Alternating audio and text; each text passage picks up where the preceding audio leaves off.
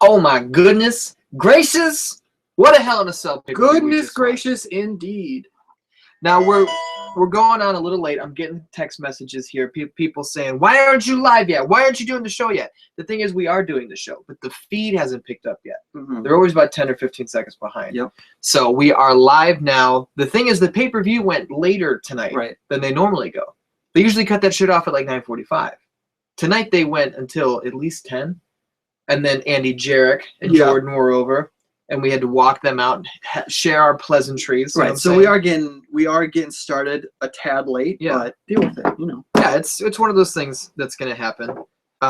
It's not like better late than never. Every episode is gonna start all at the same time. You know what I'm saying? We are great with consistency. We don't normally miss shows. You do.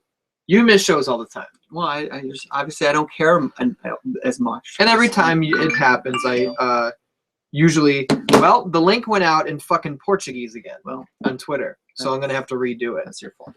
But you know how it is, Dan Ans. Normally this show is called WWE Raw Talks Live. And what we do is we watch Monday Night Raw. We take every match, every promo, every segment. We review the whole thing. We chat with you. That's how we do it. This is not a Monday Night Raw. This is WWE Hell in a Cell 2015. Right. You know what I'm saying? But we can't ever talk about wrestling until we're sure, absolutely sure, that everyone has what? Some brown-ass clothes. Some damn-ass brown-ass clothes. Hey, Mike, make sure everyone has brown gloves. Does everyone have brown gloves? Oh, dude. That's the official intro. That means we can now start to talk about wrestling. We got Steve Schneider, a.k.a. Fulkin, in the chat. We got Jazz James, the #1 Dan. I like that, man. In the chat.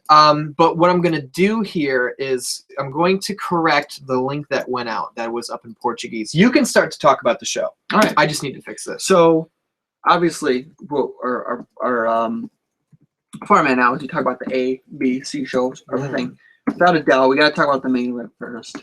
It was Brock Lesnar versus Undertaker, the trilogy to end all trilogies. There'll be more trilogies, of course.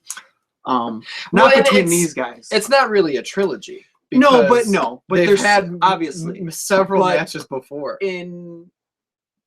But in wrestling, it's about the current storyline. What has happened recently? And it's the trilogy of the WrestleMania match, the SummerSlam match, and now Hell in a Cell. And we've been talking about how we feel like this has kind of run its course. The SummerSlam thing didn't work out perfectly. I was okay with the outcome of it, but they fucked it up as far as like the what's the word? The finish. You're struggling here. I'm blanking on the word. Before we get into the finish, execution. let's talk about the match itself. You know what I'm saying? Okay. Where we're coming from. We had Undertaker Lesnar. For the Dan-ins who may not be aware of where we're coming from. WrestleMania 30, Lesnar beats Taker, breaks the streak. So then we assume it's over. Like, why would they do a rematch? That was probably Taker's last match. Nope. SummerSlam earlier this year. Taker Lesnar. Taker cheats, locks in the Hell's Gate. Lesnar flips him off, eventually passes out. It's 1-1. Yeah. Or in the long run, it's probably like 10-3. But we're just talking about recently. So this is the be all end all. This is the one to end it all. Hell in a Cell. Let's finish it. That was good. I like that. What you said there, the way you added in a cell on the end, it was good. So Lesnar Taker for the last time in the cell. This is the one to close it all out. How do we start? With Brock Lesnar comes out first. No, the match. We know they had to come to the ring. I like that they were kind of. Jay says the modern trilogy. Spit it out, artist. They were kind of face to face in the ring, and before the referee rang the bell, they both took their corners. Right. So they both were approaching this as like a fight. Right. And they was going to be like, this is the last time we're going at it. Let's fucking make this count. You know. And Lesnar immediately puts his stance up. Taker gets his up. They're both in wrestling, or not wrestling, but MMA gloves. And it's very clear that Lesnar was an actual fighter because he's got his chin down, legs sprawled. He's got the left in front of the right, and Taker's like, Taker. Like, what the fuck was he doing? I've never old seen school that fighting fighter. style before. Maybe there's going to be a character in Street Fighter V based on him who I don't- kind of stands like this. I don't think so. You know, that's kind of like a dollar store Nick Diaz stance. You know what I mean? So, but yeah, so the match starts and they come out like it was, and then almost like an MMA match. Yeah. Like they were just like punching each other, you know. Who's tweeting? It's Chase. Go ahead. Yeah, they were. Shit. They came out and they were punching each other like it was an MMA match, which I loved. And they wasted no time.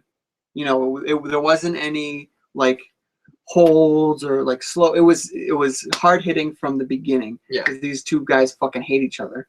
Yeah, And they wanted to. They couldn't wait to get at each other, and it showed. And I really liked. They were going at it. What you could say is they were out for blood. Yes. And speaking of blood, I think it was Steve Schneider at Focalin on Twitter tweeted earlier tonight that either the ring post or the steel steps are Lesnar's worst enemy, because we've seen it several times. Lesnar hits the post, blood starts pouring out. Tonight he gets thrown at the post, doesn't come close to touching it. His hand hits the post and he kind of like took a nap against his arm for a second, pulls away, and he's pouring fucking blood. So there were questions before, like, oh man, is Brock blading? Like, is he able to get away with it, or is he just breaking the rules? He clearly bladed tonight. Yeah. And not only did he blade, but he did it way up in his fucking hair. Yeah. He did it on like the top of his head, which tells me either he's trying to mask it as, no, I didn't blade out there, guys, or he just doesn't want a visible scar on his face, because he's already got the Cain Velasquez scar, and that's not going anywhere. Which I respect. It's a fucking Dudley, Devon Dudley. We're watching its worst like scar scars tissue all over his forehead. We're watching Raw last week, and the artist goes, "What's wrong with his fucking head?" And I'm like, "What do you mean?" He goes, "Are those all scars on his head?" And I was just like, "Devon, yeah, it looks like a raw hamburger." But then I pulled up New Jack, and you had never seen New Jack's head before. No, I have, but I've never like paid attention to the scars. And it's shit. bad, and it's so like. You can see every individual cut he's made on his fucking head. It's like he's like, it almost seems like he had a scar. He was like, well, I can't cut there again. I need to cut in an uncut space. What a piece of shit. Like Devon Dudley is just, it's like right in the middle. Yeah. It's only in the middle, and it's all like ground meat. Every picture you look at of New Jack, he looks worse and worse. You know what I mean? He kind of looks like an emaciated Dave Chappelle right there. Maybe he's Matt Chappelle. Brother of Dave Chappelle. That's a fucking... What the fuck is that? Ridiculous. Someone made an action figure of New Jack. What the fuck? That's fucking terrible. So anyway, New Jack, Lesnar gets busted open bad, and they're still going at it, and then Taker runs over at Lesnar. He like dives at him or whatever, and he hits his head on the cage. I was like, Taker definitely bladed right there. Like that was the clear setup. And then like it looked like he almost had a rash. Like there was no real blood. It kind of looked like maybe he tried and missed. The blood showed up later. He like nicked with his fingernail, but or it wasn't something. very good. Yeah, it wasn't good at all. But this was a bloody fucking match. This was probably as bloody a match as they've had in 5 years. I would say. Without a doubt. I mean, because first of all, both guys did it. Like Lesnar always fucking blades in his pay-per-view matches. He did it at WrestleMania. He did it, I think, maybe in the last Taker match, or he did it at another match. But this time he was covered in blood. Covered in blood. And because it's the PG product and they're not really on board with blood anymore, the fucking referee gets in there and fucks everything up, wipes all the hard-earned blood, not hard-earned because he bladed, but you know what I mean. I'm going to call it hard-earned blood that Lesnar had, wipes it off, and you know after that initial rush, it's never going to come out like that again, because it starts to coagulate in the hole, and it starts to heal up. Right. So but human body is an amazing thing. Tell me a little bit about the human body. I mean, when you cut yourself, your body actually like it fixes it like glue, and like the hole just goes away. Yeah. Like, and we're not promoting self-harm. We're just talking about like if you hit your arm on the table and you bleed, you cut yourself. Yeah, you know what I mean. I don't want anyone to misconstrue your words, because that happens to you every once in a while. So, okay, I won't try and protect you anymore. No, I appreciate it. I just don't care what people think about what I say. Fuck you. Oh. See, I just got a text from Gina, and she says that we're twinning tonight. We're both rocking flannel and beanies. This is not flannel. She's not talking to you. Oh. Did she text you or did she text me? I thought you said she was saying we are, like me and you. You said... I showed you a picture of her. I didn't pay attention. You looked at it. I just read the tweet, the sentence. Let's move on. One of the want to things... dwell on things. Well, because when you fuck up and then I call you out on it, you never want to address that. You're always just like, well, you gotta like point out. No, I admit I fucked up. I'm just telling you why I fucked up and what I thought. And I just don't think it's a big deal. One thing I liked about this match is it was funny where Lesnar tried to smash Taker with the stairs and Taker moved and he hit the ring so hard. I was like, I'm surprised they just didn't go through the fucking ring. Right. Like as hard as he hit it. Like he definitely put a hole in the canvas. Without a doubt. We find out later that he did it on purpose. And because he hit it with the corner. Yeah. Like it wasn't flat like you do. It's like so he Lesnar sharp end. At one point I think he nails an F5 and Taker kicks out. Or he had just gotten out of the Hell's Gate or whatever. And Lesnar's sitting there and he's like, and he looks over and he sees the hole in the canvas. Like, hold your phone up. That's the hole in the canvas. And Lesnar's like, and we're watching it. Like, what the fuck? He looked like a gorilla who was like playing like with a rock for the first It was just time. like, oh, look at that. So then he puts his finger in it and starts ripping it. And I go, oh shit, he's going to do the Bubba Ray spot from TNA when he would rip the ring up and slam you on the boards. To my knowledge, I don't think that I've ever seen that in WWE before. I haven't, but I haven't watched very long. So. Dan's in the chat. You got to tell me, is that the first time that spot's ever been used in WWE? And if it is, Bubba is back in the company. Do you think he pulls Lesnar aside and goes, dude, you know what would be cool in that cell match? Like I wouldn't put it past him. Yeah. Because he knows he's never going to have the opportunity and to like use this spot. This was the perfect place to use that spot. It was great. This was perfect. So Lesnar rips the mat out. He rips up the canvas. He pulls the mat out. And it's so funny. Like, he pulls out the mat, which is about as thick as this table. Right. And that's about how thick this table is that we're sitting at. And I'm like, people think that they're like in there on a mattress. He pulls out this mat, and then it's just like it's literally wooden boards. Yep. And that's the reason it sounds like it does, because those boards are loose and they're crashing against the iron that the ring is built out of. The sound, I know, but when you see what it actually is, you gain a lot more respect in that moment for what these guys are doing. Absolutely. Especially at Taker's fucking age. He's in his 50s getting thrown around by Brock Lesnar. It's insane. But while I'm talking about the ripping up of the ring, Undertaker picks Lesnar up, and I think Lesnar is very afraid of the tombstone because they always struggle. Yeah. Every time Taker picks Lesnar up for the tombstone, Lesnar, instead of having locked around, he always keeps one arm up here, and Taker always has to fight him to let go for a second and then go around the waist. I can't blame him. And he had his legs triangle around Undertaker's head because he's like trying to hold on up there too. Yeah. So Taker had to let go and like shimmy the legs off real quick. I think Lesnar is scared to death of that move. I would be too. Yeah, but like I'm not a professional. Undertaker, wrestler. I don't think he's ever heard anyone with that move. He's a pro. The closest I've ever seen was at WrestleMania 15. Taker tombstone Kane like 3 times. And one of them, Kane was way too low, and Kane was probably like 330 at the time. And Taker goes for the tombstone, and Kane slides down because they're both sweaty and just face plants into the ring and kind of scorpion with it. Like the back of the VHS tape of WrestleMania 15, it looks like Kane is dead. Like it doesn't look like it would work at all. I still like cringe every time he does it because it's a scary move. But what did you think about the ripping up of the boards? Because I don't think you've ever seen that before. I mean, maybe like I feel like I've seen it like in a match. Maybe you showed me one time, or I've seen it in highlight clips.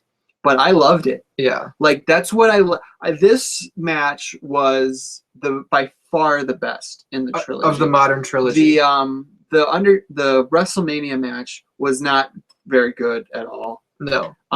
The SummerSlam match was better. WrestleMania match sucked. The SummerSlam match was better, but this was awesome. Yeah, and it was really awesome because they played to what like Undertaker can do. Like it was just like it was a brawl. It was just violence. Yeah. It was just super violent, blood, guts, like hitting people with weapons, getting slammed, and like that pulling up the mat and doing the wood was, oh my gosh. That it looks like someone did that with their action figures. Like that's not how that move was supposed to look. Oh my gosh. And just so the Dan can see, if you've never seen that tombstone from WrestleMania 15, and that's not just at like a good moment where he was like coming out, that's how they fell. And it like when you watch that move, it was it's violent looking. And there's another snapshot from one of the other tombstones of that same match where you can still see like they just didn't have it that night, and Taker was kind of having trouble getting Kane up. Like really dangerous looking shit. Yeah. Let's go to the chat real quick. Steve Schneider, aka Folkland, says Lesnar bleeds from ring posts, but tends to lose matches whenever he is slammed into steps. I don't think he was slammed into steps tonight. They fell on his own head. Yeah, but he wasn't slammed into them. True. They were slammed into him. So Steve Schneider's theory is still alive. Okay, I'm bold with that. Jazz James says looked like Taker may have bladed too. Definitely did. Alex Olson says nothing as bad as when Austin started bleeding out of the back of his head at Rumble 01. And Austin has a scar on the back of his head, like right at the brain stem almost. Let me find this. Steve Austin scar. Well, if I spelled it right, it probably would have given me it would have yielded me better results. Did you just type star? No, I typed SAR. And they decided to like the disease. SARS. Well, that's SARS, and that's all caps. Yeah, but you could have one of them.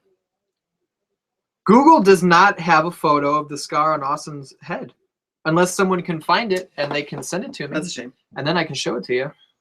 Alex Olson says the only dangerous tombstone-like move was when Owen broke Austin's neck, and that's a tombstone where instead of going down on your knees, you sit. Owen fucking jumped in the air and just went on his fucking ass, and almost killed Austin. I don't know if you've ever seen that footage before. I think so. I think I have because you've told me about it. I've looked it up. Burnout says, I'm so glad Burnout's here tonight. He doesn't always have time to come and hang out with us. Well, we're doing it on a different night. He's a busy boy. He's busy animating all the boys because he's good at it. He says Taker and Kane have delivered some sick-looking tombstones back in the day. You know what I'm saying? Yeah. It's dangerous. It's a dangerous It's very move. dangerous. So Lesnar pulls up the fucking ring. Taker gives him one of the worst-looking tombstones I've ever seen. Slammed him on it first. I think he gave him a choke slam directly on the boards. Yeah. And then he tombstoned him, and the tombstone looked bad. He didn't even get it on the wood. It was still on the... Although maybe it was just over the canvas, but the mat was gone. But still, it didn't look like it was directly on the wood. It was behind it. And he obviously didn't even touch the floor anyways. His head was about 10 inches off the ground. I don't know. And it was super high. It was high. Like there was at least another Lesnar head between the top of his head and the fucking mat. And Taker didn't judge it right. Like I don't know if his depth perception was fucked up, but his knees landed on the mat. They didn't even land on the exposed board. That's what I'm saying. Like so they were zoomed in, and when that happened, they were like, "Oh fuck!" Yeah, it didn't even get it on the wood. Taker goes for the pin after the tombstone on the boards, and he gets the 1, he gets the 2, and he doesn't get shit. You don't know? Because Brock Lesnar kicked out. What did you think? Were you worried about that? Nope. I said it. I go, he'll kick out. Yeah. And you were like, I don't know. I didn't see any other option other than Lesnar winning tonight, and Lesnar winning like in the fashion that he did. I did. Me too, but you never know.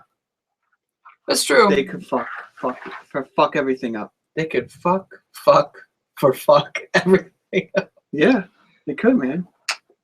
Right before we started this show, you said you were in a really good mood. Yeah.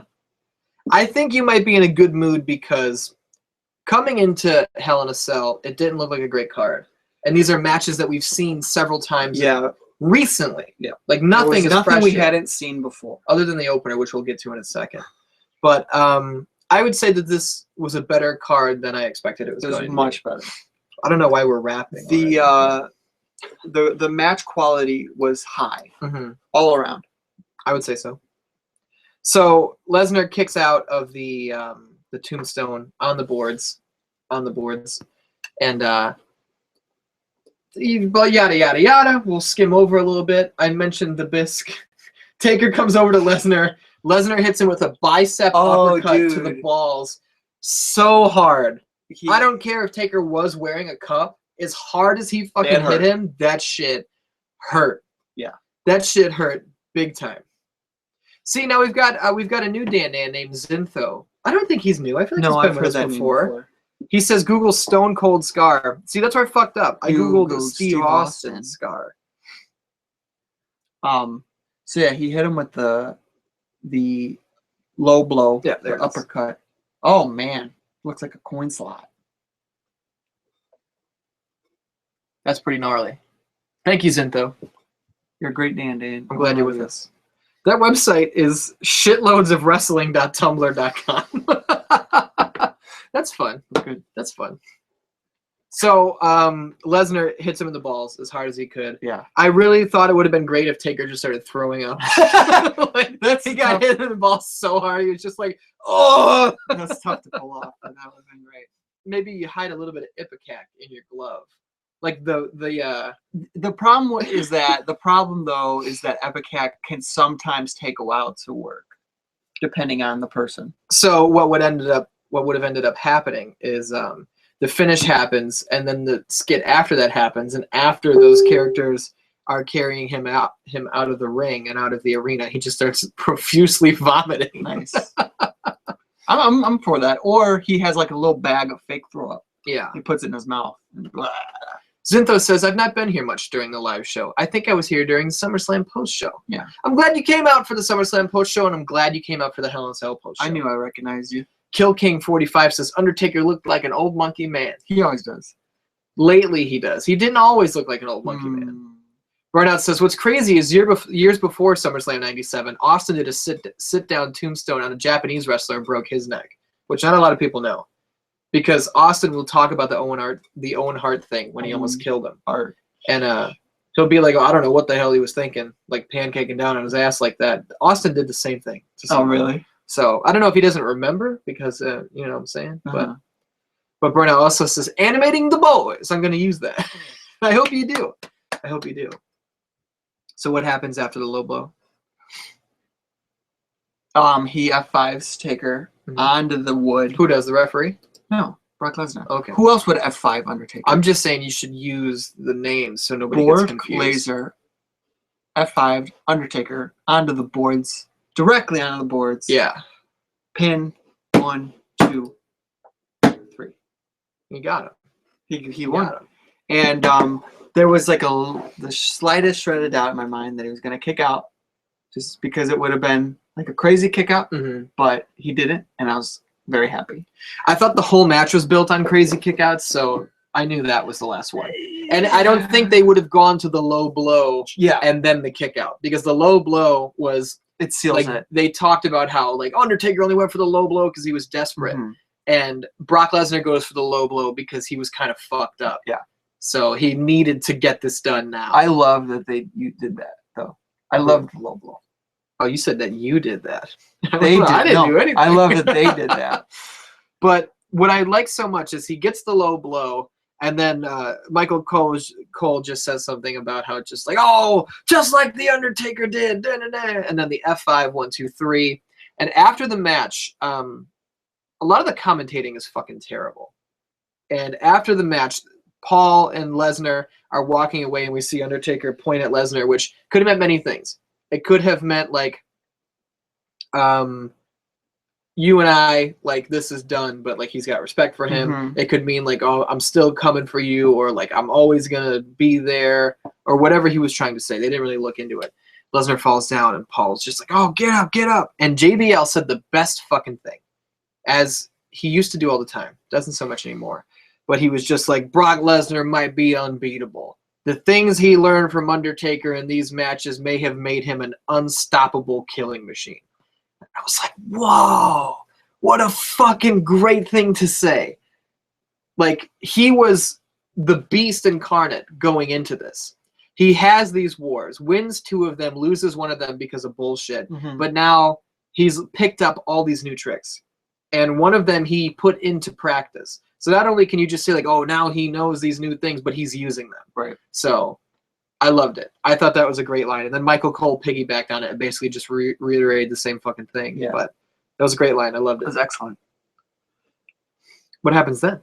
So Brock Lesnar leaves. Undertaker is in the ring. Gets a hefty standing O. Oh yeah, I mean, chants, the announcers, you could tell, you heard them take off their headsets. They were standing, clapping.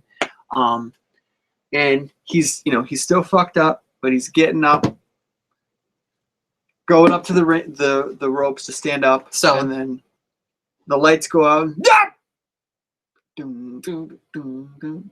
The fucking Wyatts. Wait, how does it go? Dun, dun, dun, dun, dun. I don't know. I can't recreate the. It's not bad. We're gonna get a copyright strike. You sound too good. We're gonna get thrown off the airwaves. You know what I'm saying? I don't know the lyrics though, so I apologize. Well, maybe you should be more prepared next time. I'll never know the lyrics. That's all. So the Wyatts are on their way to the ring, and I'm thinking, are they coming out and it's going to be a peace offering, and they're extending a hand to the Undertaker, just like, you're done, old man. Yeah. Like, we can show you some things or whatever. I don't know what the fuck they're doing. I have so many questions. But they come around the ring, they get on the aprons, and it's very clear that this is going to be violence. So you and Andy, handy dandy Andy Jarrett, the rough and tumble bad boy who never takes no for an answer and doesn't play by his own rules, you guys say, oh, Lesnar's going to come out and make the save. And I go, whoa, what if it's fucking Sting? What if Sting makes the save? That would have been cool. We also threw around the idea of the Shield. Not the Shield, but yeah. Roman and Dean, because they have the thing with the Which Wyatts. I didn't want to see. No, because it was over. Like, they had a cell match. Like, it's done. So who makes the save? No one. Oh. The Undertaker gets fucked up. They beat the fuck out of him, and I want to note that the Wyatts, it was all 4 Wyatts, which was awesome. Luke, Eric, Braun, Bray. Which, it was so good. It's so, like, because last week on Raw, Luke Harper was not there, but Rowan showed back up. And it's so intimidating. Like, 4 guys is more intimidating than 3 guys. Yeah. So I love that they were all there. They beat the shit out of him. Nobody came to save the Undertaker. And they carry him out crucifix style. And the show just ends with them carrying him out. And it was fucking really cool. It was so cool. So now the questions are, did they beat him down and take him away? Like, was that them basically, like, murdering him and they're going to resurrect him as a new dead man? Like Undertaker's only been resurrected like 14 times. They can definitely get one more. Yeah. And I think it would be interesting if they bring him back in this, like, either like a kingpin role. Like, obviously Bray is the brains of the Wyatt family. But Bray has only been around so long. Where if they bring in a guy like the Undertaker, you know, when the Wyatts are a fucking group, they can take down almost anybody. Right. Like, I don't think the Shield ever beat the Wyatt family. Just to get right. There's just shit like that. But we see Bray go one-on-one with a guy like Roman, and Bray's gonna lose him every time. because there are people who are better than Bray. Bray is really strong. He comes at you hard, all these things. Right. But Bray bringing in a guy like The Undertaker can help strengthen each member of the Wyatt family individually. Right. So Bray can be looking at this of, like, what can I gain out of this? Like, obviously, he couldn't even beat him. He's like, that's a guy I couldn't beat. What can he show me? Like, Lesnar learned from The Undertaker. I think Bray wants to learn from The Undertaker. Yeah. But how do you see it? I don't know. I mean, I don't know if Bray wants to take a back seat to Undertaker. Like, I think he has such a complex about himself that he thinks he could take Taker and brainwash him and not just be a follower of him, but I don't know. I still think Bray wants to be on top. Yeah. And indoctrinate. Well, he still would. Like, I don't think Taker would be active. I think Taker would be like the kingpin. He's the guy who's there to offer advice. I see what you're saying. It's not like Bray's going to go get him, Taker. Yeah. You know, I think, like, Taker can kind of be like the Paul Heyman to Bray's Brock Lesnar. Okay. Where Bray Wyatt and Roman Reigns get into it again, and Bray's just like, I'm going to go out there and I'm going to attack him. He won't see it coming. And Taker can be like, he's going to see you coming because you've done this 4 times. Right. You don't think he's gonna know you're coming out from underneath the ring? Here's what you do. Like, he can be like the Grand Master, is what I'm saying. Right. And he comes from that ministry background, so he's done this fucked up shit before. Yeah. You know, when the Wyatt's music first hit, I was actually not excited because I was like, what the fuck? Like, Taker and Bray had a match and it didn't mean anything and it was shitty. But then when I thought, I was like, wait, what does this mean though? Like, what's gonna happen? Like, I am so interested. Like, this is the most I'm on board. It's interested fun. I've Very been fun. in the Wyatts in a long time. Especially because Bray is no longer feuding with Roman. Right. Like, And fucking, can we be done with that? and I have some things to say about that when that comes around. Let's hit the chat real quick because we haven't talked much to Dan Ants tonight because we have so many questions about Lesnar and Taker. We have a lot of things to say about Lesnar and Taker. Alex Olson says Bray Wyatt isn't even the scariest character in his actual family. IRS is the scariest. No taxes. Dipper Pines, a.k.a. Bart, a.k.a. whatever he's going by this week, says Daddy Wyatt is the GOAT. Do you agree with that? No. Jazz James says, I'm glad they waited until after the match to have the Wyatts come out rather than having them interfere. Oh, yeah. No. Yes. Lesnar had to win that match. It would have been so fucked up if he didn't. Dipper Pine says, I find it funny that JBL said the beatdown of Taker was one of the worst things he's seen, yet he himself helped Taker crucify people. That's a great point. Oh, man, that's fucking funny. Jay says, I love stables with more than 3 people. People is not a stable. Seeing all 4 Wyatts makes me hate them less. Why do you hate the Wyatts? You marked out when you saw it was all 4 of them. I was so excited. I wasn't even sure why. They came out and you were just like, it's all 4! Because I'm thinking, like, yeah, well, they're all together. Yeah, but after Raw, because Rowan was gone he was MIA. We had no idea where I think he was hurt. And then, but we did. And then when Rowan came back, they got rid of Harper. So I was like, are they not willing to have them all there? Yeah. And so I was like, why the hell would you not have Harper and Rowan there? Steve Schneider says, I think it's going to build to Taker, Sting, Kane, and Ambrose versus the Wyatts. Who the fuck doesn't belong there? Taker, Sting, Kane, Dean Ambrose? Yeah, that's weird. I don't like that. I saw he his could be tweet. right, but I don't like it. I saw his tweet about that, and I misread it because I thought he said Ambrose Reigns Taker Sting. Yeah, because they obviously have history with the Wyatts. I don't think that's gonna happen. I think that makes more sense than what he's pitching. Because like you said, Ambrose doesn't make any sense. Dipper Pine says, go ahead. No, I just don't think what I just suggest is gonna happen because they had this big blow-off match with Reigns versus Bray. So. Dipper Pine says there was a tinfoil theory that Bray Wyatt had corrupted Taker, and that's why he was dick kicking and fighting dirty. It is a tinfoil theory, and it's stupid. It's not. No. Alex Olson says best stables right to censor. Right to censor can destroy the Wyatt family. Steve says shut the fuck up, Olson. Jay says RTC was not a bad stable. Defined roles, great gimmick. I approve. Looking back on it, you don't know who they are. It was fun. Don't worry about it. Kill King 45. The artist keeps me coming back. Hashtag Sheamus. You keep me coming back. Killing King 45. Kill. You don't even know his name. I like what I said. Adam DeVries says hello. Hello. I was waiting to see if you'd respond. Jace Albert says Wyatt's going to make at Jace Plays Games on Twitter, by the way. He says Wyatt's going to make the dead man fear him. Why would they fear my favorite band? That's odd. That's not what he meant. Yes. They're from Finland. They're nice people. Burnout says, you know who could rescue the Undertaker? The Demon Finn Balor. I'm not for it. No. I'm not for it. Steve says too soon. Burnout. There might be something there that we don't know because we don't watch NXT. Yeah, I don't know. Zinthos is probably just leading up to Wyatt's and Taker versus Roman, Dean, Orton, Ziggler. Mystery 5th for Survivor Series next month. There is no way that they're actually going to kill the Wyatt-Roman feud yet. What do you mean yet? They've done like 4 fucking matches and they just had a cell match that ended clean. And there was nothing really even behind the feud at all. Well, anyone but you. Yeah, or fucking Taker, or Ryback, or Dean Ambrose, or John Cena. They don't want anybody to be anything. Gina says, artists, sing the Wyatt them. I already did. Yeah, Gina, you were late. And you do it anyway. I just that little song. Burnout says, I'm saying future plans for the angle, not like tomorrow night on Raw.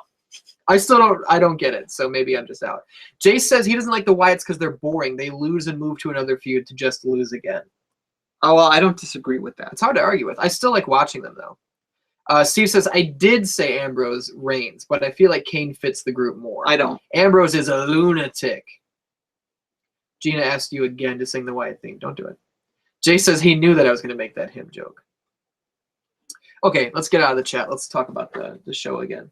The B story tonight, I'm thinking, has got to be the John Cena U.S. title open challenge. I disagree, but we can go. What's the B story? The title, the world, the main title?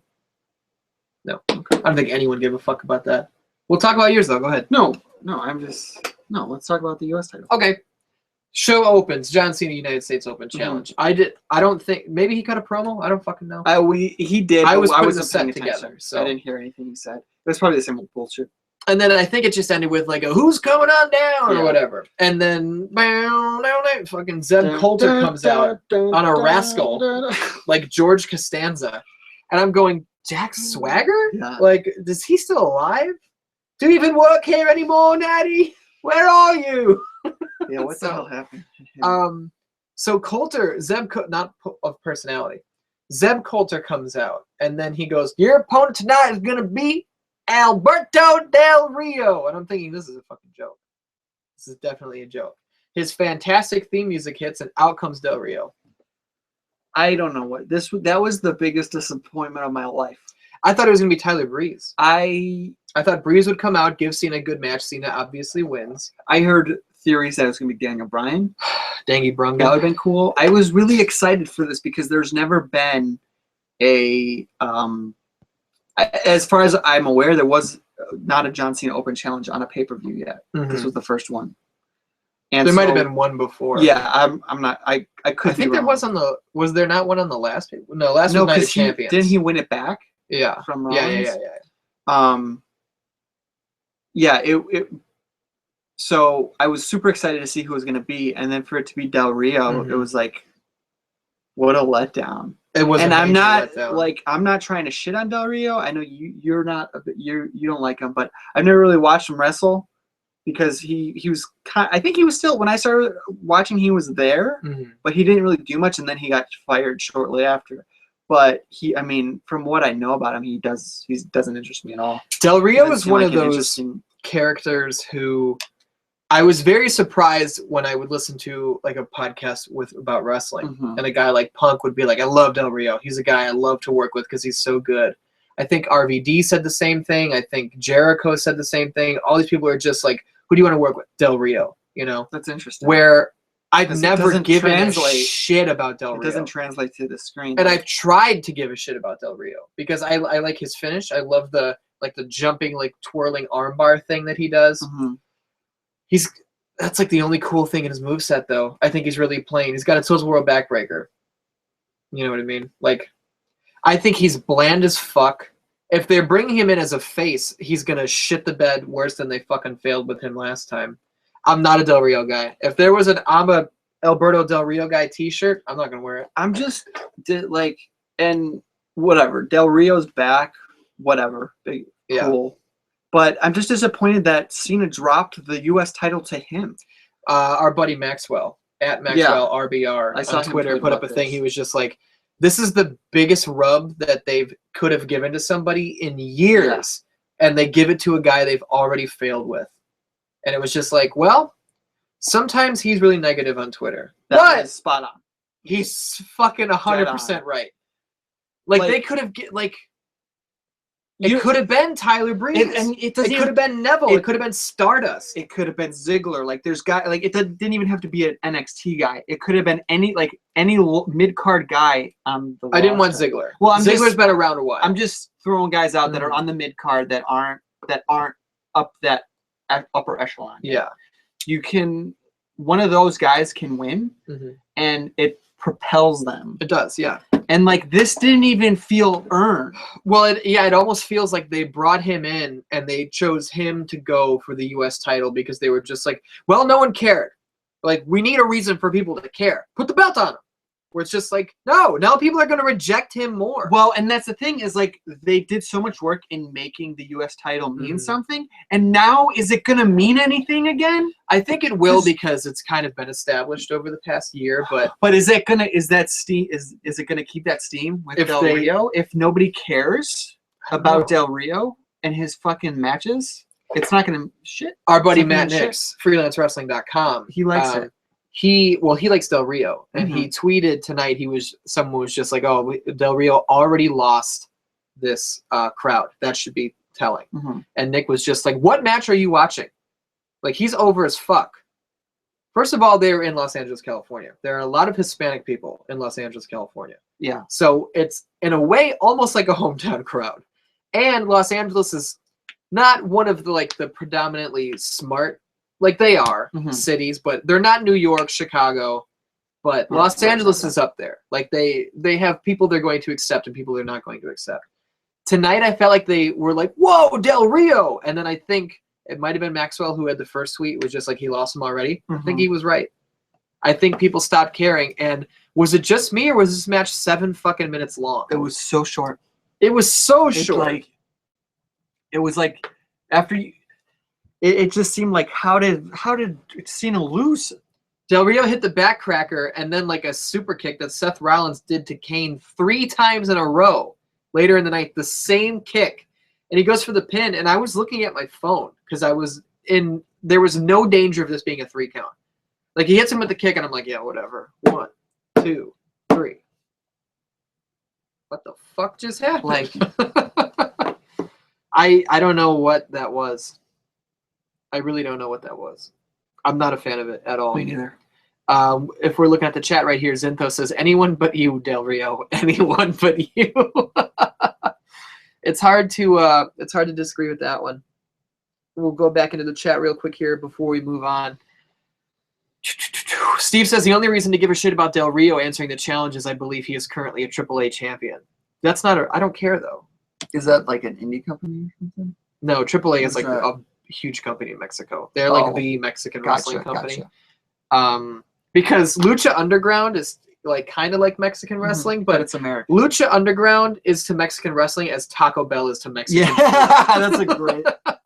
That's a great comparison. Dipper Pine says, crazy to think Cena lost clean to a super kick in a short match, the opening match. It is crazy to think. That's why we're flabbergasted right now. He's kicked out of so much in his U.S. title run. Like, how did he lose? Well, JBL tried to make a callback to something. That's the same kick that Del Rio won the world title with when he cashed in his Money in the Bank. And so he nailed the kick, and apparently JBL was like, that's it. And he gets the pin. He was like, I told you that was the kick. That's the kick. He won the world title. So JBL didn't just remember that. Like, they made a point to do that. Look at me real quick. Look back over there. Look further over there. Right here, there's a distinctive spot where your eyebrow changes color. Oh.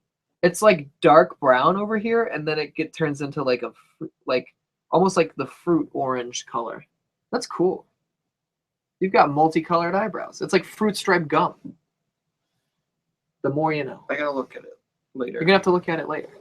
Jay says Del Rio is good. Best kicks. Armbar roll is awesome.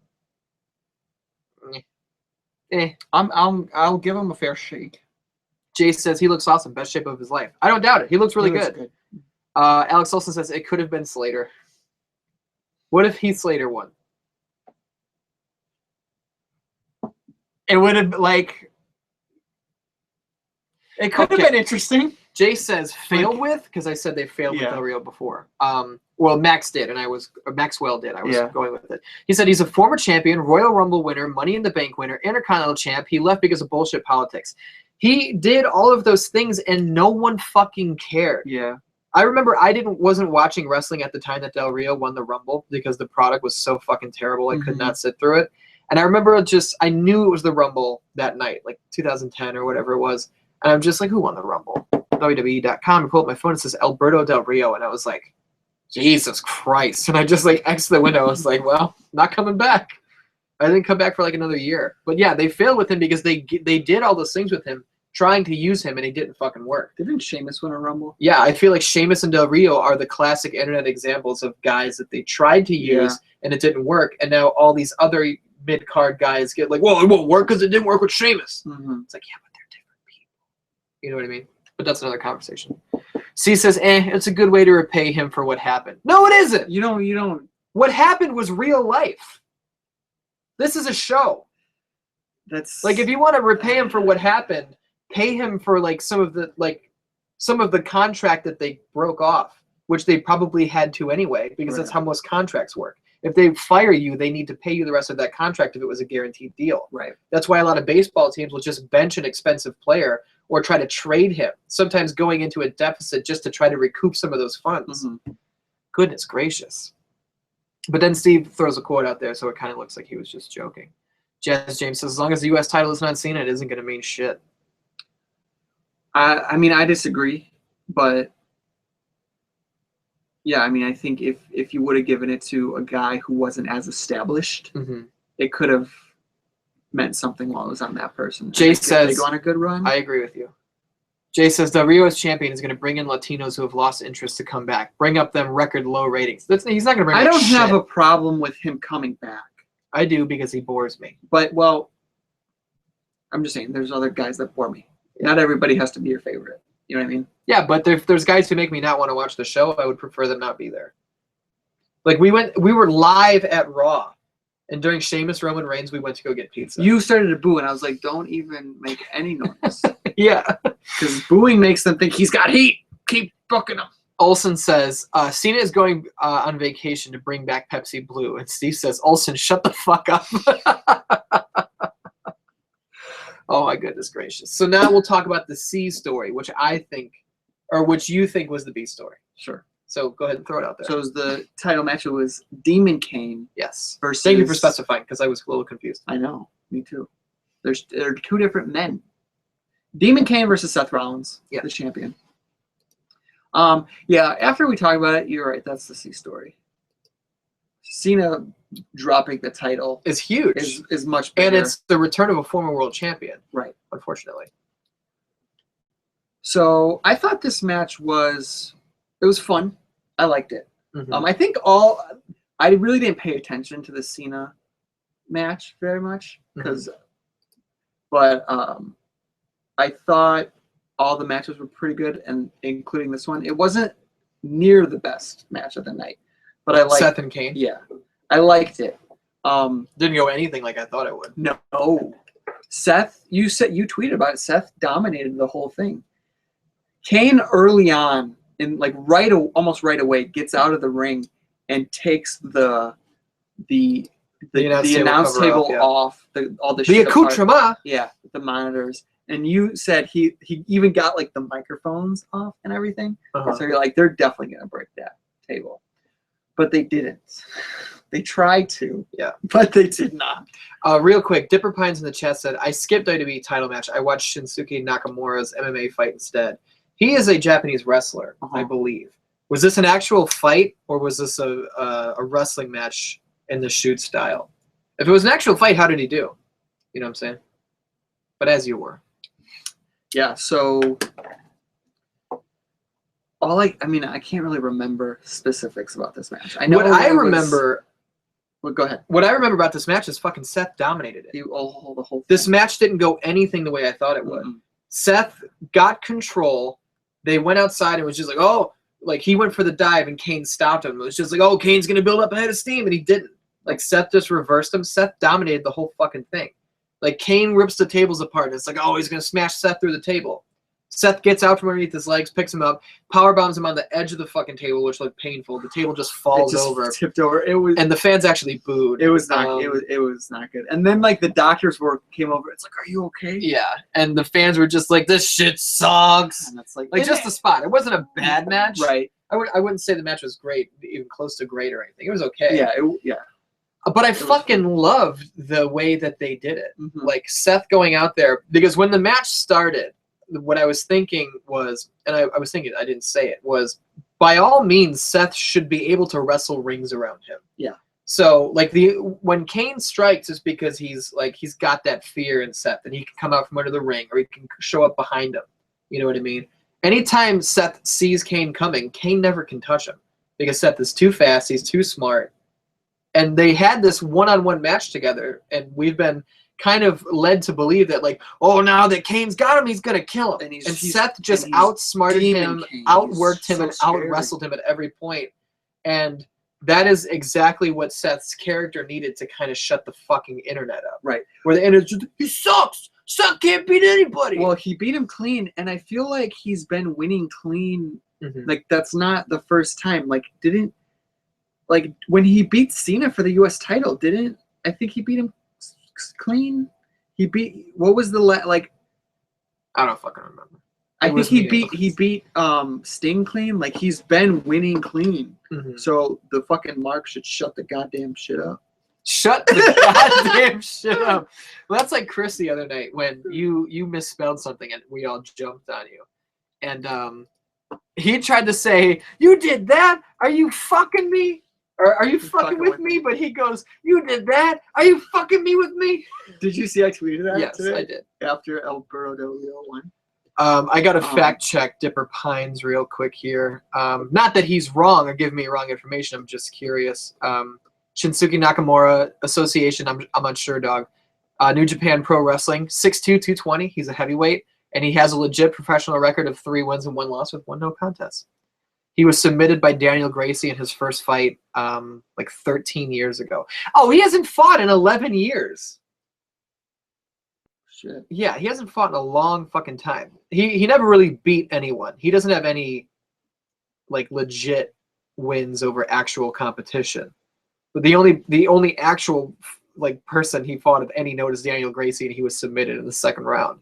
Not that that's anything to be ashamed of. The Gracies are motherfuckers. That was his first fight. Even Daniel, who is not one of the motherfuckers of the Gracie clan, still comes up in a certain group. You know what I mean? His name is Daniel Gracie, and he's 5'4" and 1. So I'm not burying Nakamura. I got respect for anybody who gets in there and fights, but I was just curious about that. We have to address something in the chat real quick. Kill King 45, aka I believe it's Jimmy Disbro, is quite upset with me.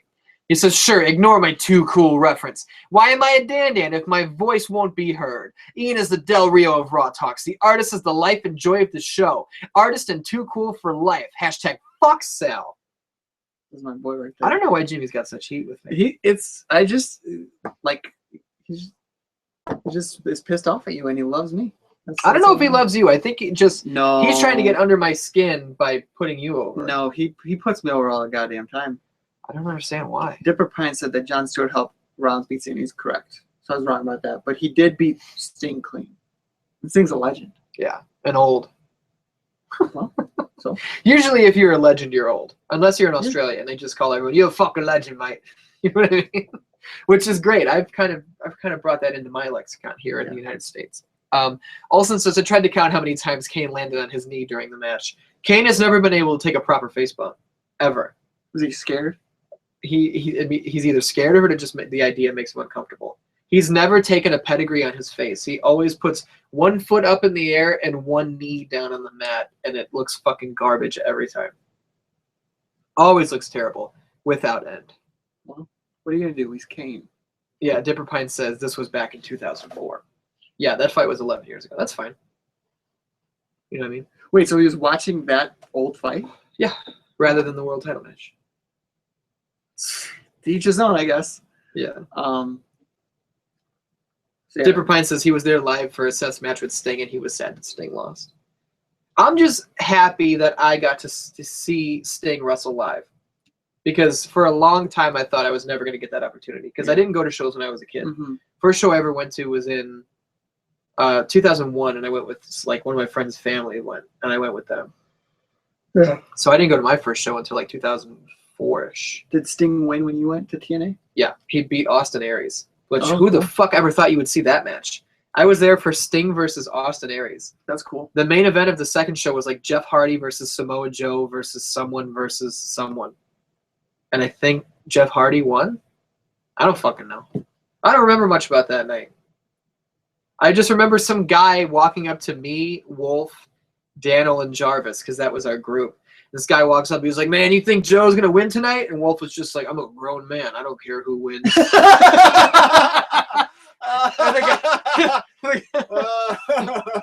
the guy was just kind of like, "What?"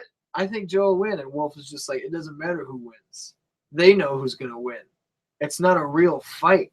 And then the guy just walked away.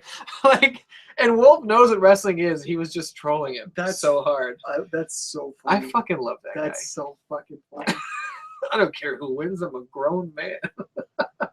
Did we cover the world title match? Yeah. Seth dominated. He ends up beating Kane. Did he beat him clean? Yeah. With the pedigree. Yeah, he did. Yeah, the match was Yeah, I mean, it was fine. But so Kane is fired now. We'll never see him again. Well, we won't see him for a while, but all night, every night. Well, not every night, but almost every night. Let's talk about the D story. I would say Bray versus Roman. Okay. I might put that over Rollins Kane, but I just think because it's a title match, you have to put it up there, you know. Yeah, but it's up to us. Yeah. They don't get to decide how we feel. All right. Well, do you want to do? Well, let's talk. No, let's go ahead. Let's go back in Roman time break and talk about that first. Roman break. Go ahead. So I don't know why you're so spicy at me tonight. This is like the calmest I've been on any show. So this match was a Hell in a Cell match, and my initial thought when we were going into it was I didn't feel like it had the right build to be a cell match. Yeah, they've been feuding for a long time, but I feel like to have a blow off match in a cell, you need more than just time. Mm-hmm. I didn't think there was any fucking thing behind the feud.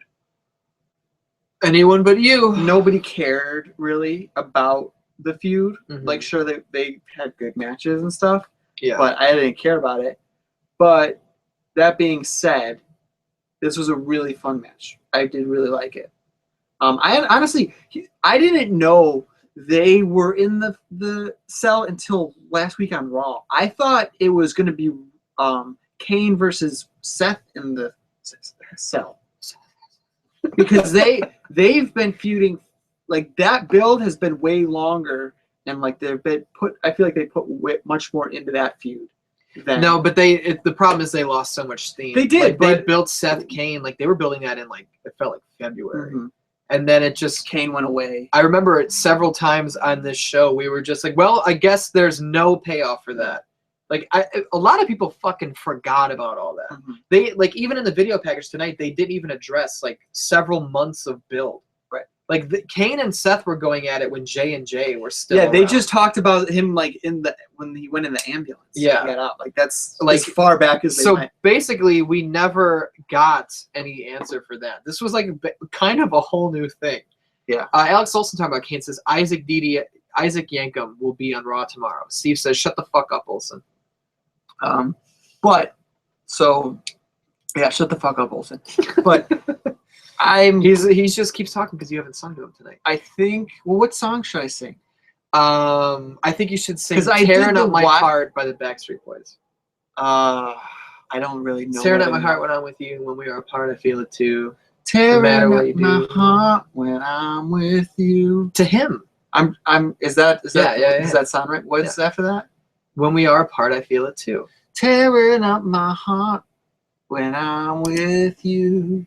When we are apart, I feel it too. I'm not singing to you, Olsen. No matter what I do. No matter what I do, I feel the pain. No. I don't know this one. I can do. You got to get your life on Backstreet Boys, dog. You are, where you're from, what you did. As long as you love me. And you've brought up before, you have a bone to pick with that song. We've talked about it on the podcast where you say, let's break this down. I don't care who you are. Let's leave that out. Okay. I don't care what you did. Okay, that makes sense. It's in the past. Yeah. It's your past does not define you. I don't care what you did. I don't care where you're from. That doesn't mean anything. Mm-hmm. It's about what's in your heart. You could be interested in a boy or girl from Texas. You could be interested in a boy or girl from Louisiana, from Washington, from Europe, from Africa, from Asia, all over the world. See, you're going crazy. I was just talking about it in the country. But it's true, though. Yeah. It's true. Your soulmate might be in another country, and you'll never meet him unless you travel the world. So But- what you did and where you're from, but like, who cares? yeah, I'm fully on board. But then the first line is, I don't care who you are. Who you are is important. That's Because, like, that just means, like, your self-esteem is so low. Mhm. Anybody that'll have me, I will just devote myself to you. This is not a good message to send to young men. Yeah. Or women. women. I'm just saying, yeah, I'm saying men because they're men. Mhm. But it's to women, too. You know? You should care who somebody is if you're going to fall in love with them. Don't fall in love with someone you don't know. Mhm. They could be an axe murderer for all you know. Did you ever see that movie, So I Married an Axe Murderer, starring Mike yeah. Powers? What's his name? Yeah. What's- Mike Myers. Mike Powers.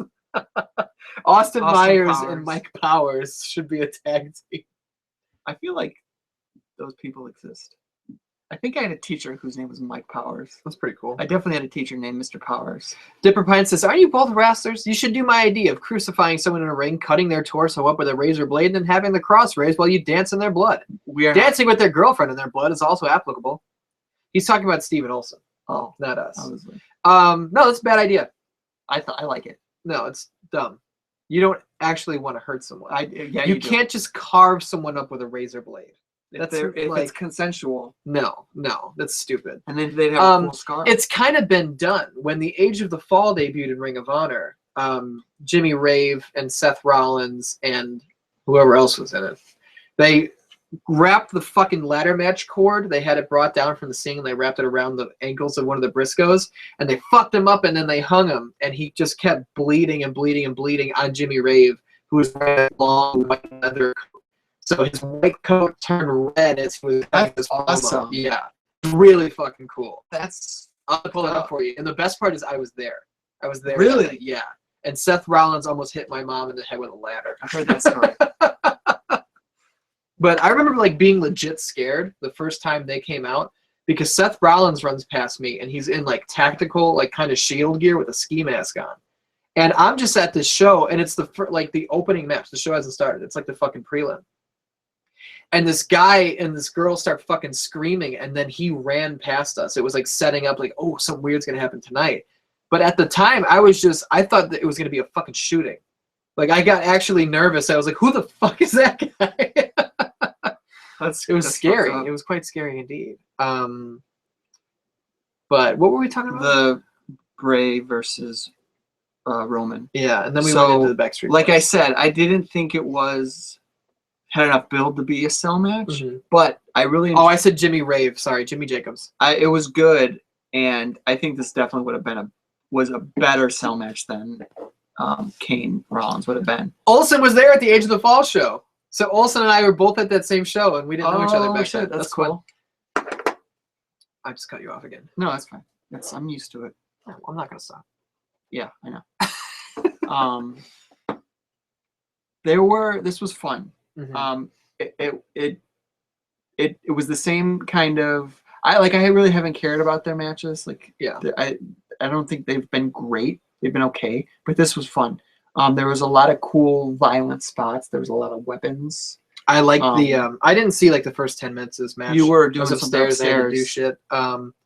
And then I come back down and I was like, what did I miss? And Andy was like, well, Bray did his rock bottom move to Roman through a table. And I was like, motherfucker, I love tables. And you were like, well, don't worry, because there's another one. Yeah. And then he goes under the ring and you were like, we got a third table, guys. So I was ecstatic that there was going to be another table. And there were 3 kendo sticks. I only remember there being 2 tables, though. I think they set up 3. I think they only went through 2 of them. I hate when they set up tables and don't break them. Well, we broke 2 though. We didn't break any. They broke 2. I just mean like all of us. We were all a part of it. You're coming at it from like a Bears fan. The team loses, and you're like, we lost today. The fans. Yeah. We were there together, guys. I just want to say the day dance real quick. Anybody who has already liked the video, we got love for you. You know what I'm saying? Yeah, we love Appreciate it. If you haven't done it yet, click that little thumbs up because that does a lot. If you're not subscribed, click that subscribe button. I still You know what I'm love saying? you. I don't. If they don't like and subscribe, I don't love them. Do you like them? Sometimes. Okay. I care who they are. So I'm not a Backstreet Boy. Gotcha. I'm definitely not a member of NSYNC because when it comes to those two, Backstreet Boys are way better. But what I can't disagree. I liked the spear off the apron through the table spot. That was very badass. cool. But it was badass, but I don't know if it looked badass I think because it did. Bray kind of like he braced for it so hard that he was just on the apron and was just like, huh, and he just kind of like went for the ride. He went through that table hard. It looked painful, and fucking Roman started to dive bomb and almost landed on his fucking head. It's a dangerous spot. I think it looked good. I liked it. I liked it. This was a good match. There was Best also, one I've seen them have. Yeah, there was also the double kendo sticks. I didn't see that. Well, I'm gonna sneeze.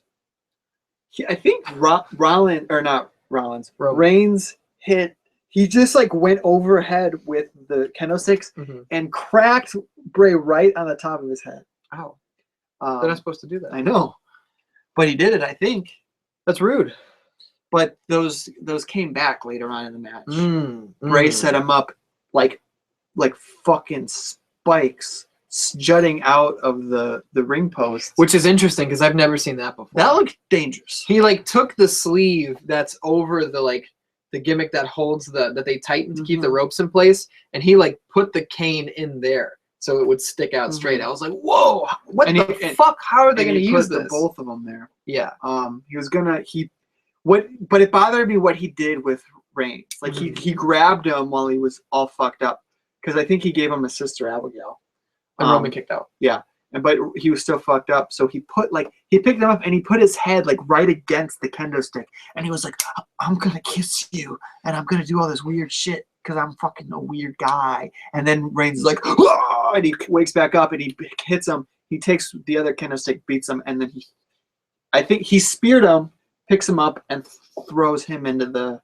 No, he just broke out of it and smashed his eye on the thing. I thought he speared him. That's right. He hit him in the eye first and then speared him. And I think JBL was like legit concerned when he hit that thing, or Jerry was just like, oh. Well, like I think he saw how hard that thing hit him. I figured they did not have a good shot of it, so I figured that Bray probably just like it hit here. But later in the show, when he showed back up, he had a black eye. Could have been makeup, but I don't know if it was. Yeah, that's true.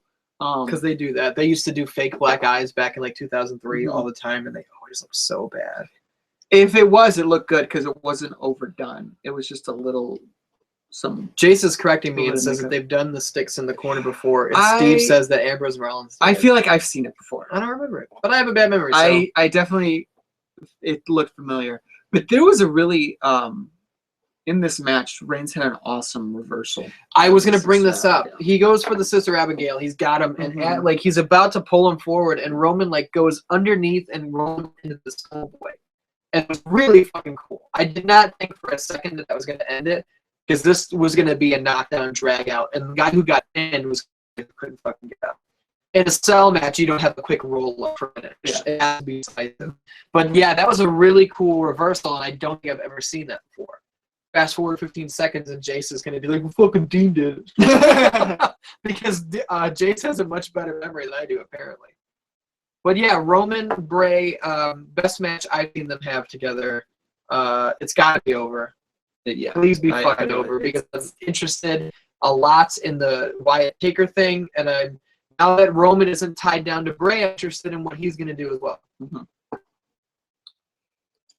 So what do you want to talk about now? I feel like the next thing we can talk about is a Divas title match. Yeah, that's where I was going to go.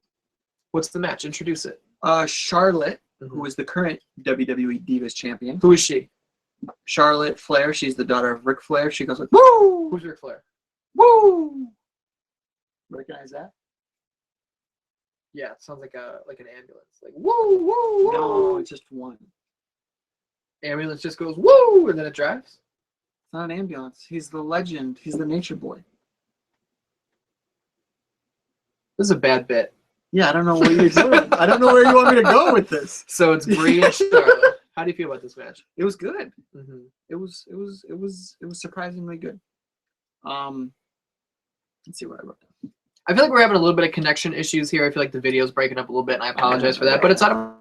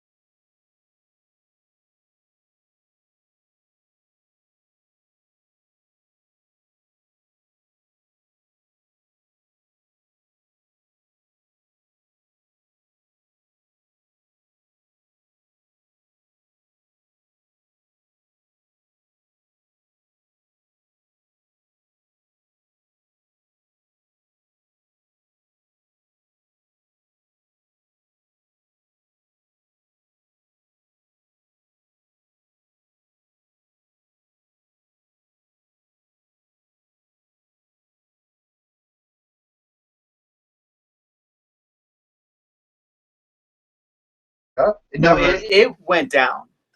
I know it did. I think we're back. It looks I think like we're back live because it I says don't know. stop. Oh, the day and age we live in, Dans. Let's give it a second here.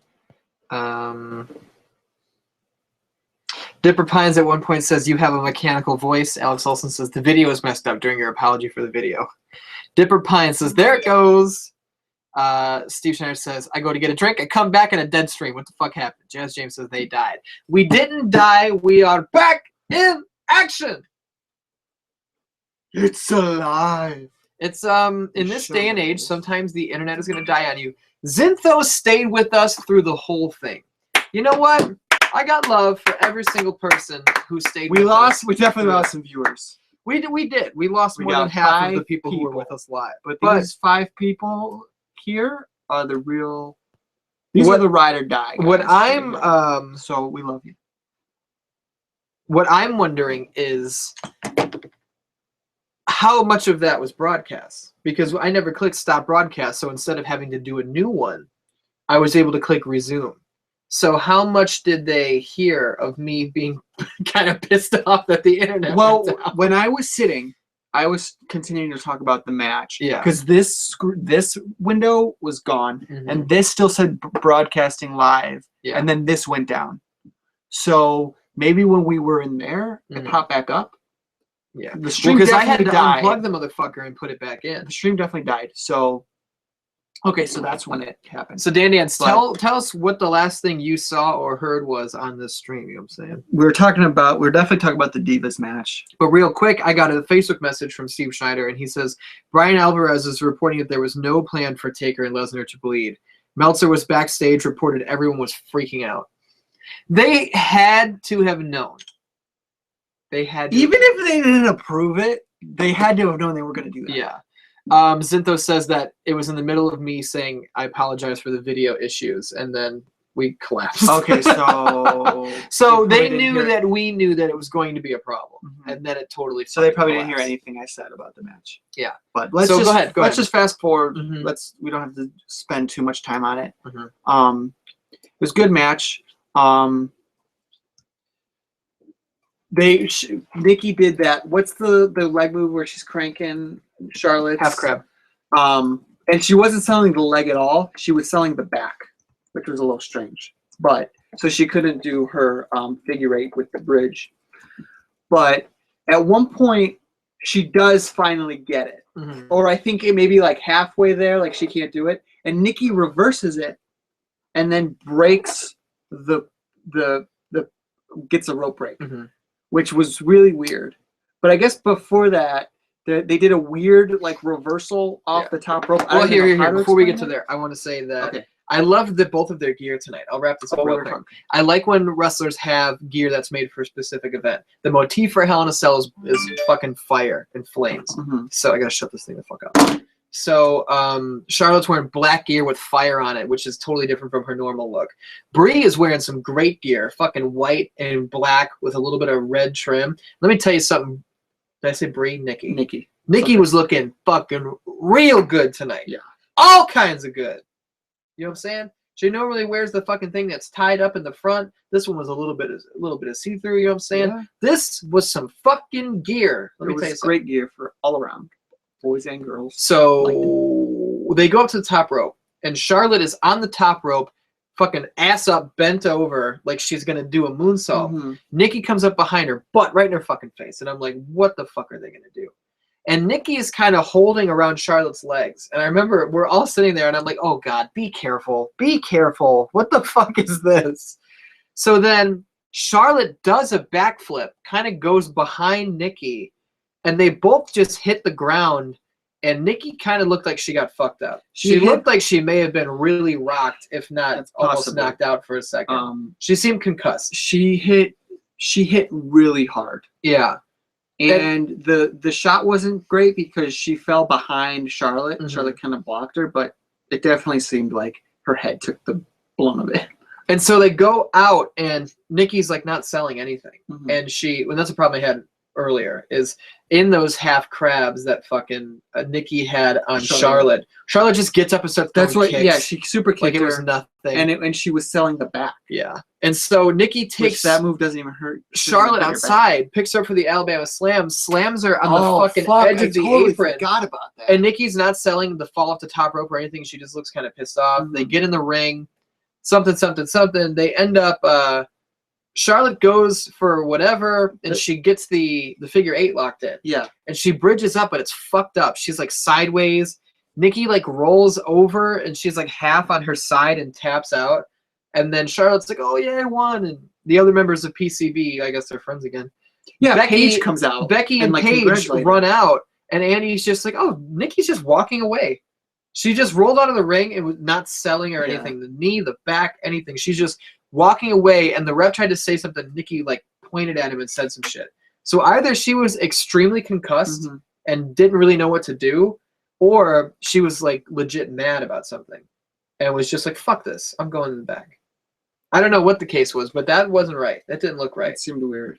And like I said, the part where she reversed the figure 8, Charlotte's screaming in pain. Yeah. And Nikki grabs the rope to break it. Yeah, it didn't really make any like, what the fuck? Steve says unapproved blading results in a $100,000 fine. That's the story that Batista told on Jericho's podcast. Yeah, but is that was that situation because they had just made the change to PG? Could be. Who knows? Who cares? Because Vince could just make that up and just say, "Here, fine $100,000." But could be a real thing. Who knows? But yeah, the Divas match was pretty good. It wasn't great. It was good. It just there was some weird shit going on. The chat has completely died. Where's everybody at? I don't know. We got 8 people back. Yeah. Why isn't anybody talking with us? You know what I'm saying? Because we want to interact with the Dan Dans. I want to talk about the tag title match. Yeah. Tell me about the tag title match. So it was the New Day versus the Dudleys. Again, we've seen it a couple times, but that's okay. Dudleys aren't going to be here long. I wouldn't want to watch them. How do you know? Because I don't foresee this being like they might have signed a year-long deal. Well, I mean, a year really isn't that long in the grand scheme of things. It'd be longer than I'd expect, but that'd be cool. But yeah, so they're wrestling again. The New Day comes out, and Xavier Woods is not to be seen. Well, yeah, because they power bound him through the table. Yeah. And first of all, Kobe had on a fantastic shirt. Yes, he did. And I said, "You should buy that shirt." And I did. I rarely do that, but I was like, "That's the best goddamn shirt I've ever seen." And I pulled out my phone and I bought it. It is not. It said it's not. It's only available for pre-order, and it's not like in stock till November. But whatever, I can wait. I'm not like jonesing to put it on my body right now. Who is Joan? Joan Cusack. I just got a YouTube notifications. Max Landis just uploaded a video. It's called "Yas, Seth Rollins." A lot of the internet wrestling community, by a lot, I mean one guy I know and his friend hate Seth Rollins. Or Max Landis? Max Landis. I don't think you're allowed to be semi-famous in like wrestling without ridicule. I guess that's just how it works. He's a guy who legitimately loves wrestling. He goes to events, like indie events too. Yeah. He makes videos about wrestling. He's very endearing to wrestling as a whole and brings it to people who aren't even fans. He's not a shitty fan. And there's so many people who are like, "Fuck that guy." Yeah. You know what I mean? Steve says if you make one person pay a $100,000 fine, you'll need to make everyone else at Blades without approval. No, you don't. No. Vince is the boss. Yeah. He can do whatever he wants. He well, there's a rule book. He wrote it. Dan Hauser is with us, and he says Undertaker and Kane versus the Wyatts. All right, I can see it. We kind of covered that already, but I can see it. So he says, to put it into perspective, Undertaker and Brock gave up 1 month of pay just to bleed. I don't think they make that much money in a month. So 100,000. They get paid well. They're probably like two of the top paid guys. I would imagine Brock is like one of the top. Yeah. Other than Cena, Brock might be the top paid guy they have. Would not be surprised. So Steve is under the impression that Brock Lesnar makes 1.2 mil a year. He might. Well, Brock definitely would. Taker, I don't know, because that's not out of the realm of possibility, I guess. But Brock probably makes more than that. Brock might be one of the guys because in the UFC, he was one of the guys who was such a big draw that he had pay-per-view points, which means that he would get like $3 to $5 on the low end of every pay-per-view that was bought. And when he fought Frank Mir and it did 1.1 million views, think about what he made on pay-per-view points alone. That's why guys like GSP, Lesnar, Ronda, they all have a pay-per-view percentage. So I don't know if he has that in WWE though. Yeah, but with that, I mean, with the network, how does that work? Does he get it from the network views? Well, there were people who were because like if it's a pay-per-view, he's not going to get much. If you're in one of the top billed matches at WrestleMania, you get a giant bonus. Like Jericho wrote about it in one of his books where Rock and Hogan were the match for WrestleMania 18, but Triple H versus Jericho for the world title went on last. And Jericho got his pay-per-view like bonus check, and he was just like, what the fuck is this? And he went to the office and he was like, there's no way you can tell me that Rock, Hogan, and Triple H got the same fucking check I did. He goes, I went on last. I was the main event. I know Rock Hogan was the main event, but I went on last, and this is my pay-per-view bonus check. And I think whoever, it might have been JR still at the time, he was just like, well, Chris, whatever. And then he got a check that was like 3 times the amount that they had initially given him. So that still makes you wonder what Rock and Hogan got. He didn't. I don't know if he threw the number out there. I don't think that he did. But Steve says that Xavier got married this weekend. Well, good for him. He also says they make $1 million. Yeah, that makes sense. How do you know though? We haven't seen the paperwork. No, I have no idea. Show me the receipts. But honestly, I would be surprised if Brock Lesnar made less than $1 million a year. Actually, I think he makes more. Yeah, that's he what probably makes about. So 2. I was mistaken when I said that. And he's a guy who goes to the ring. He hasn't been lately, but he was coming to the ring with the fucking Jimmy John's thing on. So Jimmy John's is paying him too, and Jack Links. It might have been Jack Links, not Jimmy John's. No, it was Jimmy John's. Was it? Yeah. Okay.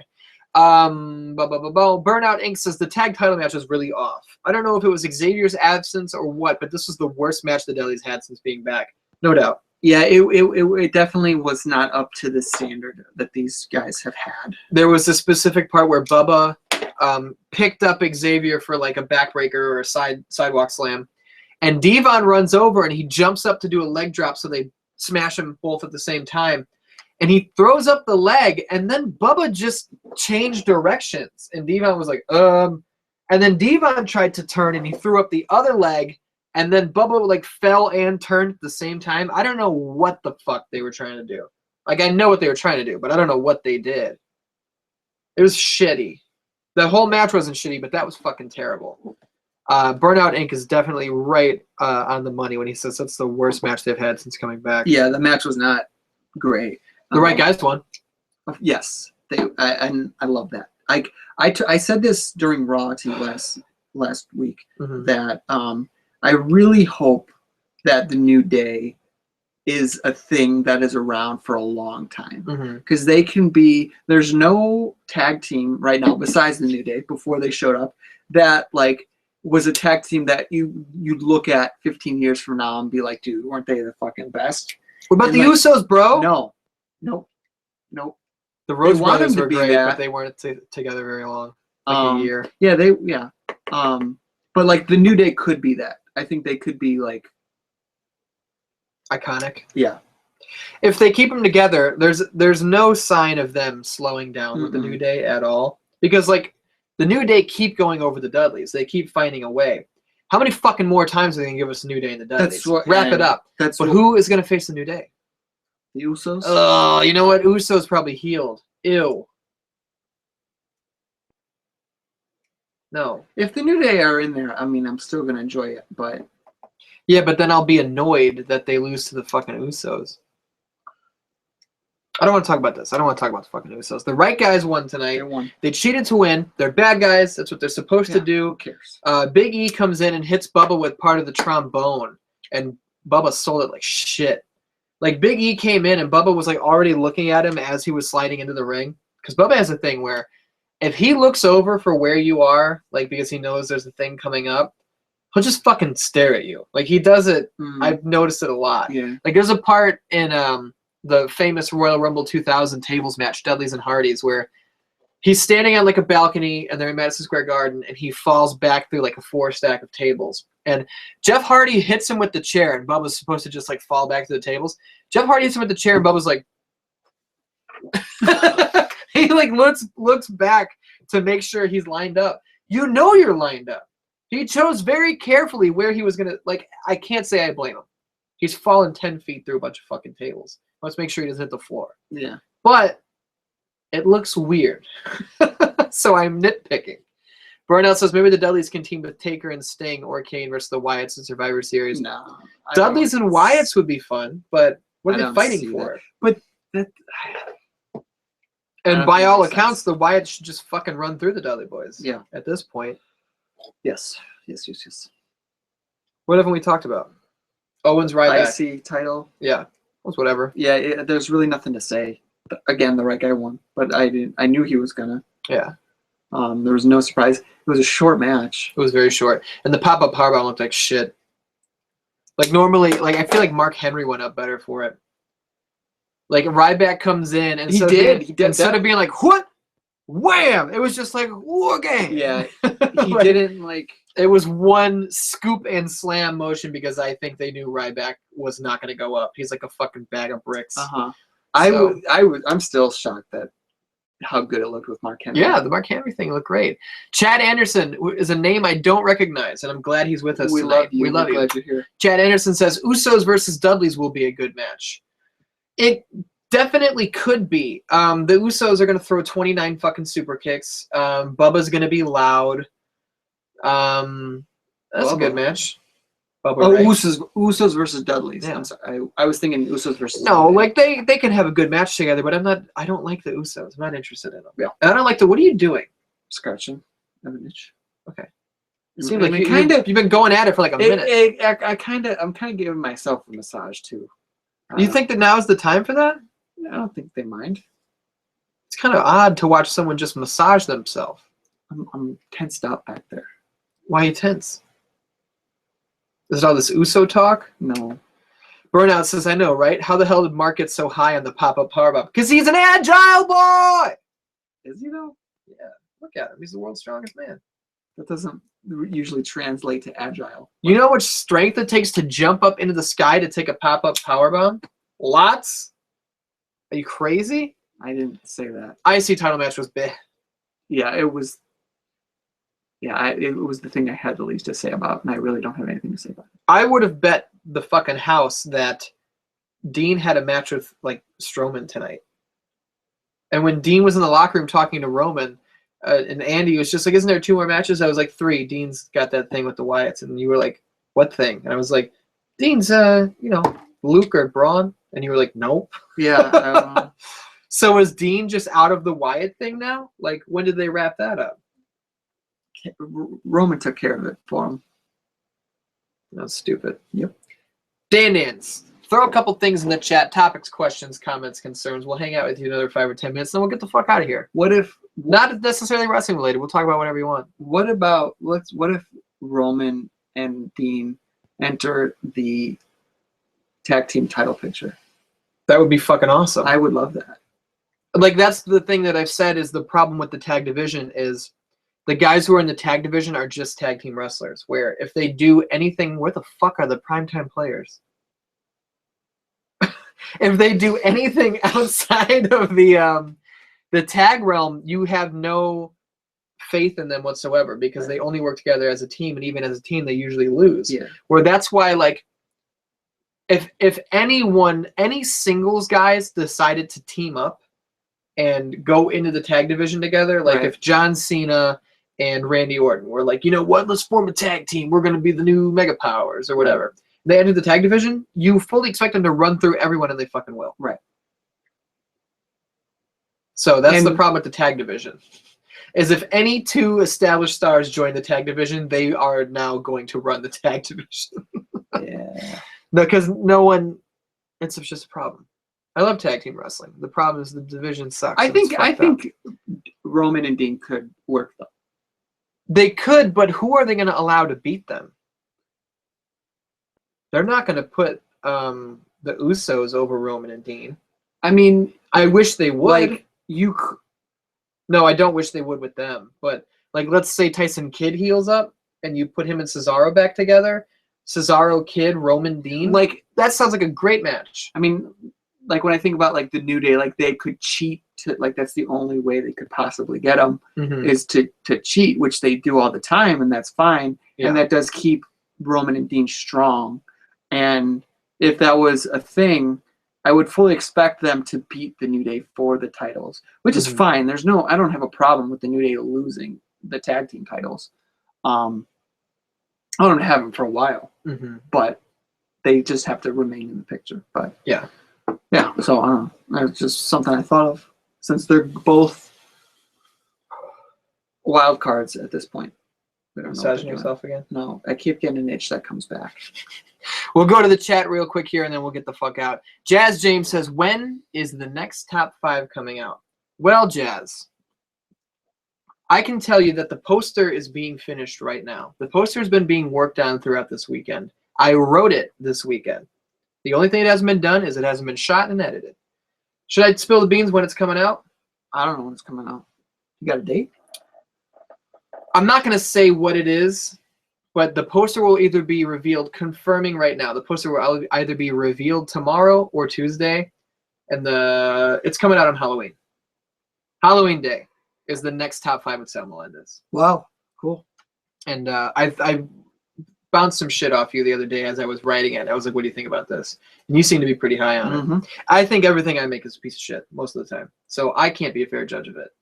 But if we're going back to the chat real quick, we've got people throwing out some pretty good ideas. Jace says, how many days till Fallout 4? Well, Jace, I think you know the answer to that. But if you Google Fallout 4 countdown, you can see that it comes out 14 days, 19 hours, 9 minutes, and 54 seconds. I'm so excited. It's about fucking 2 weeks. I can't believe it. 2 weeks and 1 day. That doesn't make sense. I'm not going to work on the 10th or the 11th because I'm playing Fallout. That's guy I work with. I'm up at the counter with him. His girlfriend comes in, and she's kind of annoyed. And she goes, Ian, he won't take off for our anniversary. He won't request off for our anniversary. And I go, well, what anniversary is it? She goes, 2 years. I go, that's just another year. Fallout 4 only comes out once. She was upset that I sided with him. But hey, Fallout 4 only comes out one time. Hey, man. You know what I'm saying? So there's just, a man has to have his priorities in order. Absolutely. And if he has decided that Fallout 4 is the priority, how are you going to be mad? Don't you want him to be happy? And then I started doing this bit where I was just like, this was after she left, and I'm like, well, can I come over when you play Fallout 4? Yeah. Can I play with you? No, single player. What if I like read all the text that comes up? No, I play with the volume on. I like to listen. Oh. What if like every hour we switch the controller and then I can play? No, it's a role-playing game. I got to make all the decisions. Huh. What if I give you like a back massage while you're playing? I gotta focus on that because now like the shooting mechanics are better. I don't have to rely solely on VATS. What can I do? We can be in the same room. You know what? If you're in there, you're gonna be like reading, and every time you turn a page, I'm gonna look over Deathclaw. She's like, can I like feed you food like while you play? Yeah. Yeah, that you can do. So it's like it goes from. She sounds like a sport, though. I'm okay. No, this is me. I created this bit. Oh, I thought she was actually saying this. No, I wrote this. I was gonna say that sounds too much like Ian. Yeah, this is just after she left. I'm talking to Tom. Gotcha, like see what you just need to do is allow her to be there. You know, no, that's not gonna work because. That's great. I like this shit. Burnout Inc. says, "Who's your favorite Baldwin excluding Alec?" I mean, the only one I'm even familiar with is Steven. Oh, big mistake. Who's the other one? Billy. I don't even know what has he been in. Billy Baldwin? Yeah, what? Lots of terrible shit that you can find on TNT. Yeah, I know. Is TNT still a network? Yeah. What the fuck is on TNT? Maybe it's not. It might not be anymore. I don't think it is. It was the home of Nitro, but I don't know is Falling Skies on TNT? Maybe. Dan, does TNT still exist? I don't watch TV, so I don't know. I watch Monday Night Raw and the Eric Andre show. I know TBS is still a thing. Yeah, that was the home of WCW Thunder. Yeah. I know TBS is a thing because I watch Seinfeld on it all the time. Yeah. And then now they took off the 3rd episode of Seinfeld and they put on Two Broke Girls Oh, reruns. bullshit. What the fuck are you doing? You take off Seinfeld reruns and you're going to play Two Broke Girls. Excuse me? They should. I mean, Kat Dennings is hot as fuck. She guys get some bigger boobs. Don't get me wrong. I'm a big fan of Kat Dennings. I'd like to take her to the carnival and win her the biggest stuffed animal on the water gun game because I'm undefeatable at that game. Trust me. But you're going to put Two Broke Girls on in place of Seinfeld? No, you got to get your life. I can't have that. I can't have that. Oh, but yeah, Billy is the best Baldwin excluding Alec. And you know what, Alec Baldwin? Overrated. I'll say Steven Baldwin. Steve Schneider says stoked for Halo 5. What do you think about that? Good. I'm glad he's excited. I am too. I don't care about Halo because I don't have an Xbox. So I'm a PlayStation boy. And if any of you PlayStation boys want to play with me, add me, Venus Doom 616. You can add me at, no, it's not at. This isn't Twitter, guys. Artist_428. Guys, Kevin Steen has joined the chat. And he says, booty, booty. That's not booty. Zinthos says, look up Skyrim Sex Pizza on YouTube after the show. It's basically that concept, but about Skyrim instead. What concept? What did I say that is possibly... Maybe, no, you're the conversation between Tom and his girlfriend. Oh, that's what yeah. Okay, yeah, that's funny. Jace says Falling Skies was on Sci-Fi. I don't think that's true. It was not on Sci-Fi. You don't think so? No, it was not a major network, but like a major cable station. Mm-hmm. It was not Sci-Fi. The production value was too high. Okay. For it to be on Sci-Fi. Jazz James says TNT does still exist. All right, Jazz James said it. It's law. It must be true. Jace says Seinfeld and Kat Dennings. Ew. Jace. Are you talking shit on Seinfeld? Jace. Are you talking shit on Seinfeld? I can now ask you to unsubscribe. If you like the video, unlike the video, X out your window, turn off your computer, unplug the computer from the wall, carry the computer into the bathroom, load up the bathtub, hot water, scalding hot. Get into the bathtub, pick up your computer, plug it into the wall, pick up the blow dryer, plug it into the wall. You're still in the water. It's filling up now. Your bathtub is overflowing. What I want you to do is completely sit out, holding these electronic devices in the water, shock yourself to death. You're no longer welcome on 616 Entertainment Property. You know what I mean? I can't agree with that more. Zinthos says, it's a segment from a podcast. They took a Yahoo Answers question from a girl who was worried about her boyfriend because he kept playing Skyrim.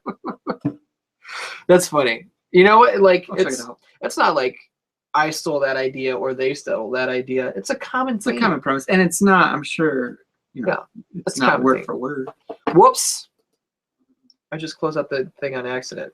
Your mouth is still full of that burp. No, I was just going like, I heard it go. It came out. Don't say it wasn't a burp. It was a burp. Yeah. But that's not why a burp doesn't physically make my cheeks puff out. Jay says, so I have to buy a hairdryer. Why are you still here? You should be shocking to death. I don't want to see your face again. In the bathtub. I don't want to see your name or your face or any part of you. You're no good here. Everyone go on Twitter and you're going to tweet at Jace Plays Games. I want everyone to harass him all night. Jeez. And send him pictures of Seinfeld, Jerry, and Kramer, and George, and Elaine, and Jerry's dad, and George's parents, and Newman, especially Newman. And don't send him any pictures of Kat Dennings because she's pretty and he doesn't deserve that right now. You know what I'm saying? But I just got to say, Jace is going to keep popping up every now and then, and I can now equate Jace to... He is the Newman to my Jerry. He's going to weasel his way into the chat once in a while, and I'm going to be like, hello, Jace.